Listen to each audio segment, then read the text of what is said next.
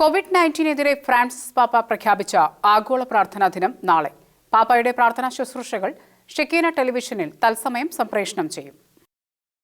COVID-19 ആഗോള വ്യാപകമായി പടരുന്ന സാഹചര്യത്തിൽ നാളെ ഇന്ത്യൻ സമയം 4:30 ആഗോള ക്രൈസ്തവ സമൂഹം സ്വർഗസ്ഥനായ പിതാവെ ചൊല്ലി പ്രാർത്ഥിക്കാനാണ് പാപ്പയുടെ ആഹ്വാനം. പാപ്പയോട് ചേർന്ന് പ്രാർത്ഥനയിൽ പങ്കെടുക്കണമെന്ന് കേരള കത്തോലിക്ക മെത്രാൻ സമിതി ആഹ്വാനം ചെയ്തിട്ടുണ്ട്.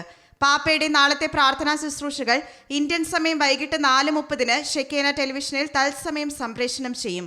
27-ാം തീയതി പ്രഖ്യാപിച്ചിരിക്കുന്ന പാപ്പയുടെ ഊർബി എറ്റ് ഓർബി ആശീർവാദവും ആരാധനയും ഷെക്കേന ടെലിവിഷനിൽ രാത്രി 10:30 തത്സമയം സംപ്രേഷണം ചെയ്യും.